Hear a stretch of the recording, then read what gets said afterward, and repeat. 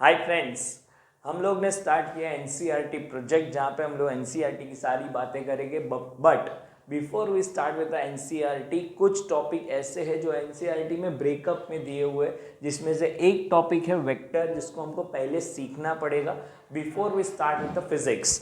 तो वेक्टर के लिए आप थोड़ा सा बता देते हैं कि क्या होता है। सो फिजिकल क्वांटिटीज, सबसे पहला बात होगा फिजिकल क्वांटिटी क्या है। जो क्वांटिटीज को हम लोग मेजर कर सकते हैं उसको बोलते हैं फिजिकल क्वांटिटीज। नाउ तो फिजिक्स में हम लोग के पास सारे क्वांटिटी मेजर कर सकते हैं वैसे, बट कुछ क्वांटिटी जिसको मेजर नहीं कर सकते, इसके लिए फिजिक्स में इसके लिए कोई जगह नहीं है। अच्छा, कौन से क्वांटिटी है जिसको हम मेजर नहीं कर सकते? तो फॉर एग्जाम्पल, आपके पेरेंट्स आपसे प्यार करते हैं, कितना प्यार करते हैं पता नहीं है, तो जो क्वांटिटी को हम मेजर नहीं कर सकते हैं वो क्वांटिटी हम फिजिक्स में डील नहीं करेंगे। इसके लिए प्यार के लिए फिजिक्स में कोई जगह नहीं है, ठीक है। तो ऐसे क्वांटिटीज जिसको हम मेजर कर सकते हैं उसको फिजिकल क्वांटिटीज बोलते हैं। ये हमने डिवाइड किया है दो पार्ट में, एक का नाम है स्केलर क्वांटिटी। तो quantity which represent by its magnitude only. अब क्वेश्चन उठेगा, व्हाट इज मैग्नीट्यूड मैन? तो मैग्नीट्यूड का मतलब एक नंबर, मैग्नीट्यूड का मतलब एक नंबर, तो ओनली नंबर। फॉर एग्जाम्पल, मैंने पूछा what is the temperature outside, you will say it's around 27 degree Celsius. इसमें मैंने सिर्फ एक नंबर बोला है 27, it's a number which represent magnitude, degree Celsius उसका यूनिट है। सो temperature is a scalar quantity. अब पूछा मैंने what is time right now, तो टाइम आप एक नंबर बताओगे, जैसे एग्जांपल 5 PM 6 PM। तो जब कोई बोलेगा मुझे 5 PM, तो मैं ये नहीं पूछूंगा कौन से डायरेक्शन में 5 PM, it's a 5 PM, evening के 5 बज रहे। सो time is also scalar quantity. तो ऐसे आपको क्वांटिटी सोचनी है लाइफ में जो आप डील करते हो, और कमेंट बॉक्स में लिखना है कि कौन सा स्केलर क्वांटिटी है।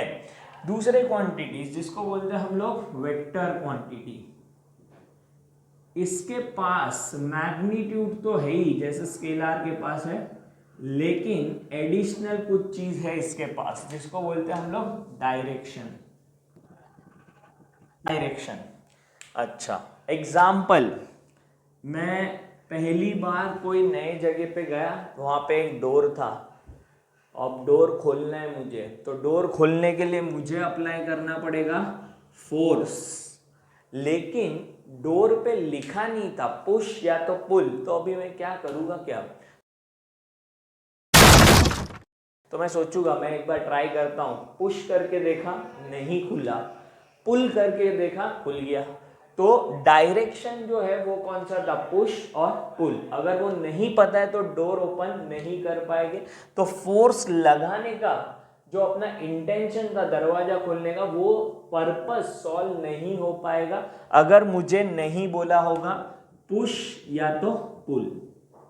तो this push and pull represent direction of a vector. Direction important है इसमें। दूसरा क्वांटिटी जो आपको स्कूल में शायद सिखाया होगा वो है एक्सेलरेशन एंड वेलोसिटी। इसके बारे में हम लोग डिटेल में बात करेंगे अपने सेकेंड चैप्टर में, जहां पे हम लोग इसके बारे में डिटेल में बात करेंगे। लेकिन अब वेक्टर को रिप्रेजेंट कैसे करते हैं, तो वेक्टर को रिप्रेजेंट करते हैं एक लाइन और एक एरो से। ये लाइन का लेंथ रिप्रेजेंट उसका मैग्नीट्यूड और एरो रिप्रेजेंट उसका डायरेक्शन। इसको लिखते कैसे, समझो ए लिखा, यहाँ पे बी लिखा मैंने, तो ये वेक्टर का नाम हो गया ए बी बार, ये इसका वेक्टर का नाम हो गया। अच्छा, ए से बी जा रहा है, ये लेंथ जितना बड़ा होगा उसका मैग्नीट्यूड होगा। Point A is called starting point, जिसको शॉर्ट में बोलते हैं टेल ऑफ अ वेक्टर, और पॉइंट बी जिसको बोलते हैं and point of the vector, which is called head of a vector. तो जब मैं लिखूंगा ए बी बार तो उसके अंदर दोनों चीजें आ गई, उसकी मैग्नीट्यूड भी आ गई, उसकी डायरेक्शन भी आ गई। अच्छा, कोई कोई लोग स्टाइल मारने के लिए कुछ ऐसा लिखेंगे, ए बी और एरो बनाएंगे, ठीक है, दोनों चलेगा, दोनों राइट है, दोनों को रीड सेम तरीके से करते हैं। This is called A B bar, this is also A B bar.